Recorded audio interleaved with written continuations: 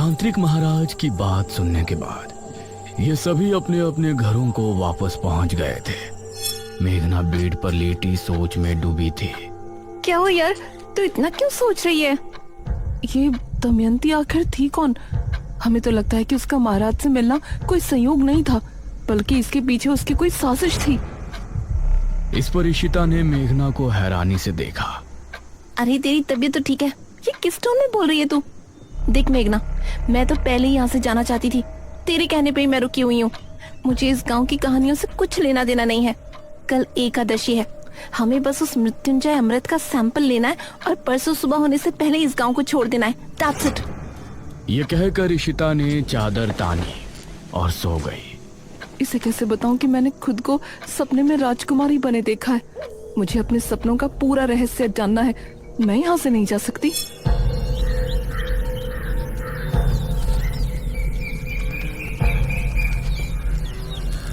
अगले दिन इशिता और मेघना आपस में बातें कर रही थी। आज रात को ठीक 9 बजे हम इस घर से निकल जाएंगे, ठीक है? यार मुझे इस तरह बिना कुछ बताए जाना ठीक नहीं लग रहा।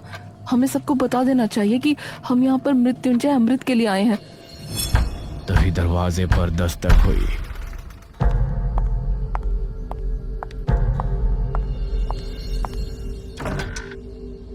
अरे अनुज, तुम? हाँ मैं। क्या बातें चल रही हैं? तुम लोग आज रात मृत्युंजय अमृत को लाने की बात तो नहीं कर रहे ना? नहीं नहीं, ऐसा कुछ नहीं है। गांव में इतनी प्रॉब्लम चल रही है, ऐसे में हम कैसे मृत्युंजय अमृत के बारे में सोच सकते हैं? हाँ वही कह रहा हूँ, आज रात तांत्रिक महाराज अनुष्ठान शुरू करेंगे, सभी को घरों में ही रहना है। तुम बेफिक्र रहो, हम कहीं नहीं जाने वाले।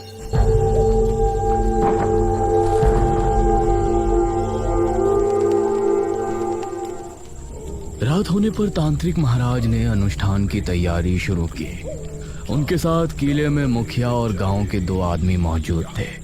वहीं अनुज और उसकी माँ हवेली पर अपने कमरे में बैठे थे। माँ, मेघना और इशिता को भी यहाँ बुला लूं? कहीं उन दोनों को डर लग रहा हो। इस पर ठकुराइन ने अनुज को घूर कर देखा। मैं सब समझ रही हूँ, तुम उस शहरी लड़की पर लट्टू हो रहे हो। माँ, बस वो जहाँ है उसे वहीं रहने दो, न जाने कब यहाँ से जाएगी। मेरा बस चले तो मैं अभी उसे इस घर से निकाल दूं।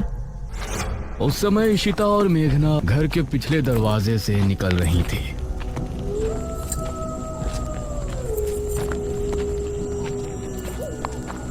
मुझे अब भी कुछ ठीक नहीं लग रहा। ये लोग क्या सोचेंगे? हम दोनों बस यहाँ मृत्युंजय अमृत चुराने के लिए आए थे। मेघना, क्या हो गया यार तुझे? हमारी जॉब, हमारा फ्यूचर खतरे में है।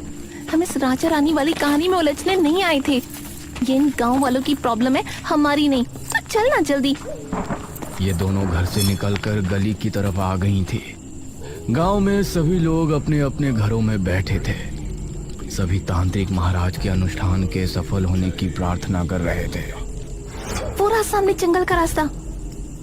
उस समय गांव का एक आदमी राजू सिगरेट पीता हुआ जंगल की तरफ से आ रहा था। अरे यार, आज तो ओस बहुत ही ज्यादा है, सिगरेट भी नहीं सुलग रही। कुछ ही दूरी पर उसको इशिता और मेघना सामने से आती नजर आ रही थी।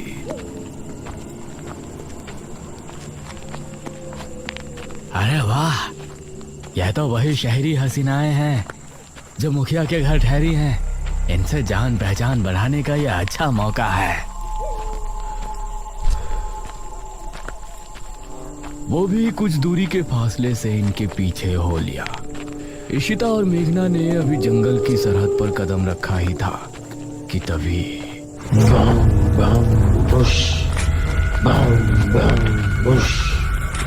इसे सुनकर ये दोनों चौंक पड़ी।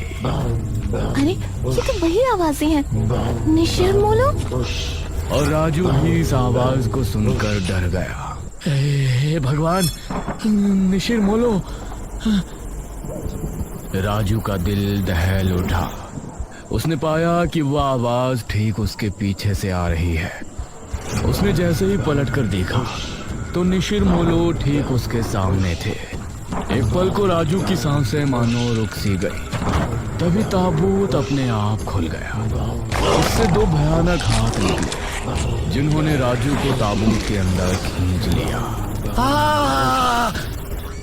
राजू की चीख सुनकर ऋषिता और मेघना दोनों ही बेहद डर गईं। मैंने पहले ही कहा था ना, आज जंगल जाना ठीक नहीं होगा। यार बहस मत कर, जल्दी चल, हम वापस घर चलते हैं। इस तरफ तांत्रिक महाराज अनुष्ठान को शुरू कर चुके थे। वो आंखों को बंद किए लगातार मंत्रों का जाप कर रहे थे।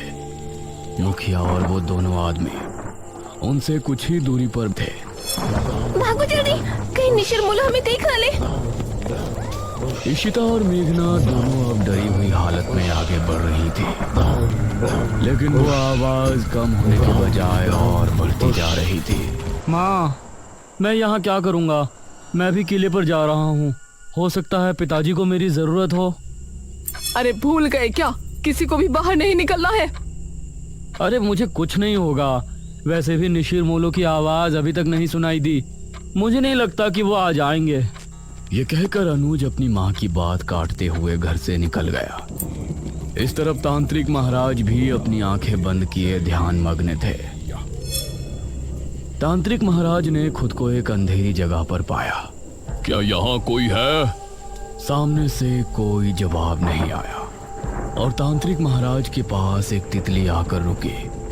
वो तितली अंधेरे में चमक रही थी। वो कुछ देर उनके पास रुकी रही और फिर एक तरफ चली गई। तांत्रिक महाराज भी अब उसके पीछे हो लिए। काफी देर तक चलने के बाद वो तितली जमीन पर बैठ गई।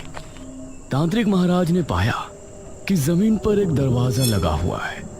वो तितली उस पर बैठते ही गायब हो गई। मेघना और इशिता को भागते हुए काफी समय हो गया था। किला इनके सामने ही था। सामने से अनुज भी आ रहा था। उसने इन दोनों को सामने से आता हुआ देखा। अरे हम मेघना और इशिता, ये तीनों एक दूसरे को देखकर हैरान रह गए। तुम दोनों यहाँ क्या कर रही हो? तुमको तो अपने कमरे में होना चाहिए था। मेघना कुछ कहती, लेकिन इससे पहले ही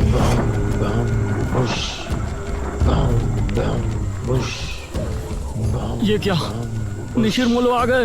निशिर मोलो की आवाज सुनते ही ये तीनों बुरी तरह डर गए और अब किले के अंदर भी उनकी आवाज पहुंच रही थी। डरो नहीं, तांत्रिक महाराज ने पहले ही कहा था कि निशिर मोलो यहाँ जरूर आएंगे, लेकिन हमें डरने की जरूरत नहीं है। जब तक हम अपने घरों में हैं, वो हमें कोई नुकसान नहीं पहुंचा सकते। चलो हम भी किले के अंदर चलते हैं। और ये तीनों किले के अंदर पहुंचे। अरे तुम तीनों यहाँ क्या कर रहे हो? वो कुछ नहीं पिताजी। क्या मतलब कुछ नहीं? हमने कहा था ना कि आज की रात बाहर नहीं निकलना। तभी तांत्रिक महाराज ने एक लंबी सांस भरी और अपनी आंखें खोली। ये सभी उन्हें गौर से देखने लगे। क्या हुआ तांत्रिक महाराज, कुछ पता चला? मैंने अपनी पूरी शक्ति लगा दी, लेकिन मुझे सिर्फ एक दरवाजे के अलावा कुछ नहीं नजर आया। इस पर सबसे पहले मेघना ने सवाल किया। कैसा दरवाजा? वो दरवाजा किसी चौखट पर नहीं, बल्कि जमीन पर लगा हुआ है। शायद कोई तहखाना है। इसका मतलब है कि वो किताब किसी तहखाने के अंदर ही है। ठीक है महाराज, हम लोग सुबह होने पर गांव के कुछ आदमियों को लेकर राजमहल जाएंगे और उस तहखाने को ढूंढेंगे। हाँ, यही विचार ठीक होगा। अब आप लोग अपने घरों को जा सकते हो। ध्यान से जाना, निशिर मोलो अभी भी तुमको रास्ते में मिल सकते हैं। जो आ गया महाराज।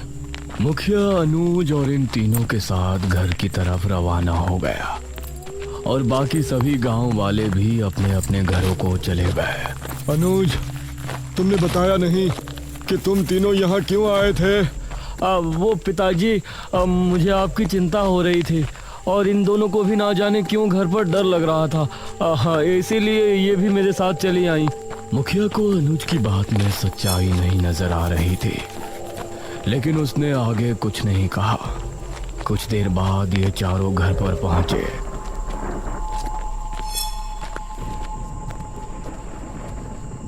अब तुम लोग जाकर अपने अपने कमरों में चुपचाप सो जाओ। कोई मस्ती मजाक नहीं। जी पिताजी। ये कहकर मुखिया अपने कमरे में चला गया। फिर मेघना ने अनुज की तरफ देखा थैंक यू अनुज, तुमने हमारे लिए अपने पिताजी से फिर झूठ बोला। अरे कोई बात नहीं मेघना, तुम्हारे लिए तो मैं 1000 झूठ भी बोल सकता हूँ। ये कहकर अनुज मुस्कुराते हुए अपने कमरे में चला गया। फिर इशिता और मेघना भी अपने कमरे में पहुंची। उस रात मेघना के मन में कई सवाल चल रहे थे। करीब 4 बजे जब वो सो रही थी तो उसने अपने आप को राजमहल में खड़ा हुआ पाया। अपने उसी राजकुमारी वाले अवतार में वो एक गलियारे से होती हुई आगे बढ़ रही थी। सामने ही एक बड़ा सा दरवाजा नजर आ रहा था। वो उस दरवाजे से होती हुई अंदर पहुंची। सामने एक अलमारी थी। उसने उस अलमारी को खोला तो उसके अंदर एक बक्सा रखा था। उस बक्से को खोलने पर उसे एक अंदर बड़ी सी चाबी रखी हुई नजर आई। मेघना सपने में बिल्कुल सही सलामत थी, लेकिन बाहर उसका पूरा शरीर पसीने से सराबोर हो गया था। तभी इशिता ने करवट ली तो उसने एक पल को आंखें खोलकर मेघना को देखा।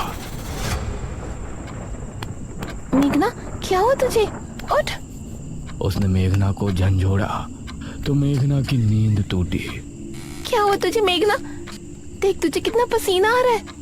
मेघना नींद से जागी और लंबी लंबी सांसें लेने लगी। अरे कुछ तो बोल, कोई बुरा सपना देखा क्या? मेघना ने इशिता के जवाब में हल्का सा हाँ में सर हिलाया। इशिता ने उसे पीने के लिए पानी दिया और फिर उससे लिपट कर लेट गई। सुबह होने पर तांत्रिक महाराज कुछ गांव के लोगों को लेकर राजमहल पहुंचे। कोई भी कमरा, कोई भी गलियारा छूटना नहीं चाहिए। जी महाराज। गांव के सभी लोग अब अलग अलग गलियारों में चले गए। एक आदमी जिसका नाम मनीष था, वह एक कक्ष के सामने खड़ा था। उसने जैसे ही दरवाजा खोला तो कई चमगादड़ तेज शोर करते हुए वहां से निकल गए। उसने खुद को संभाला और कमरे के अंदर दाखिल हुआ। हे भगवान, कितना बड़ा कमरा है। तभी उसे भारी कदमों की आहट सुनाई देने लगी। उसने सामने देखा कि वही लबादे वाला आदमी उसके सामने खड़ा है।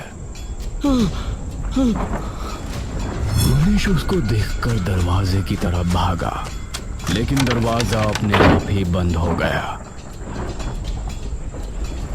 तभी वो लबादे वाला आदमी तेजी से उसके करीब पहुंचा और उसने कसकर मनीष का गला पकड़ लिया। मनीष की चीख महल की दीवारों में ही सिमट कर रह गई। गांव के लोगों ने राजमहल की अच्छे से तलाशी ली, लेकिन राजमहल इतना बड़ा था कि अपना पूरा दिन लगाने के बाद भी वो आधे राजमहल की छानबीन भी नहीं कर पाए थे। तांत्रिक महाराज, अब तो रात होने वाली है। अभी तक उस तहखाने का कुछ पता नहीं चला। उसको ढूंढना इतना भी आसान नहीं है जितना हमने सोचा है। मुखिया जी, हम रात में यहाँ नहीं रुक सकते। अवश्य, हम सभी यहाँ से निकलते हैं। सुबह होने पर फिर से आएंगे। ये सभी राजमहल से निकल ही रहे थे, तभी सामने से इनको मेघना आती हुई नजर आई। अरे बेटी मेघना, तुम यहाँ? जी अंकल। तुम यहाँ क्यों आई हो पुत्री? मुझे लगता है कि मैं उस तहखाने तक आपको लेकर जा सकती हूँ। ये कैसे हो सकता है? इस पर तांत्रिक महाराज ने मुखिया को हाथ के इशारे से चुप कर दिया। तुमको ऐसा लगता है तो ठीक है, बताओ कहाँ है वो तहखाना? अब मेघना आगे आगे चल रही थी और सभी उसके पीछे थे। वो एक गलियारे से होती हुई आगे बढ़ रही थी। सामने ही एक बड़ा सा दरवाजा नजर आ रहा था। वो उस दरवाजे से होती हुई अंदर पहुंची और ये सब भी उसके पीछे अंदर पहुंचे। सामने एक अलमारी थी। उसने उस अलमारी को खोला तो उसके अंदर एक बक्सा रखा था। उस बक्से को खोलने पर उसे अंदर एक बड़ी सी चाबी रखी हुई नजर आई, जिसे देखकर ये सभी हैरान रह गए। हे भगवान! मेघना ने बिना कुछ बोले चाबी को उठाया और फिर से आगे बढ़ी। सामने एक और दरवाजा था। मेघना उससे होते हुए सभी को अपने साथ अंदर ले गई। उस अंधेरे कमरे में सभी को जमीन पर एक दरवाजा नजर आया, जिसे देखकर सभी की हैरानी का ठिकाना नहीं था। यही है वो दरवाजा जो हमने हमारी दिव्य दृष्टि से देखा था। उस दरवाजे पर एक छेद था। मेघना ने उस छेद के अंदर चाबी लगाकर 3 बार घुमाया। अब इसे उठाकर देखो। तांत्रिक महाराज के कहने पर 2 आदमियों ने दरवाजे को उठाकर देखा तो वह आसानी से उठ गया। दूसरी तरफ अनुज और इशिता घर पर मौजूद थे। अनुज, मेघना कमरे में नहीं है। क्या मतलब? कहाँ गई अब वो? मुझसे तो टॉयलेट की बोल के गई थी, अब देखा तो वहाँ भी नहीं है। यह सुनकर अनुज हैरान रह गया। इस तरफ राजमहल में ये सभी तहखाने के अंदर पहुंचे। वहां एक शीशे के बक्से में एक किताब रखी हुई नजर आई। हाँ, यही है बेरमपुर पुराण। सभी किताब को देखकर खुश भी थे और हैरान भी। पुत्री, इसे उठाओ और फिर हम किले पर चलते हैं।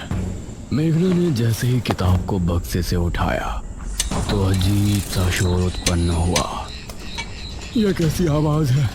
तभी तहखाने के हर एक कोने से बिच्छू निकलकर इनकी तरफ आने लगे। सभी निकलो यहाँ से, जल्दी।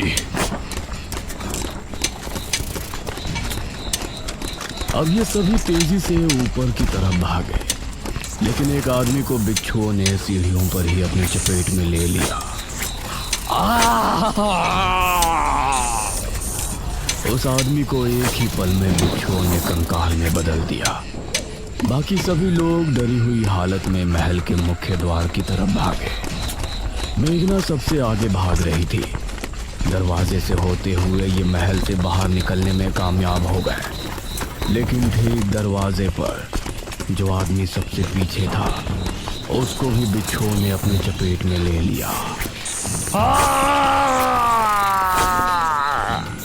और उस आदमी की चीख पूरे राजमहल में गूंज गई। इन लोगों ने अब अपने कदमों को रोका नहीं और किले में पहुंचकर अपनी सांस तोड़ी। तांत्रिक महाराज ने मेघना को गौर से देखा। पुत्री, इस किताब के बारे में तुमको कैसे पता चली? उस समय अनुज और इशिता भी वहां पहुंचे। अब ये सभी मेघना की तरफ ही देख रहे थे, लेकिन मेघना की नजर उस किताब पर थी जिससे कई रहस्यों का खुलासा होने वाला था।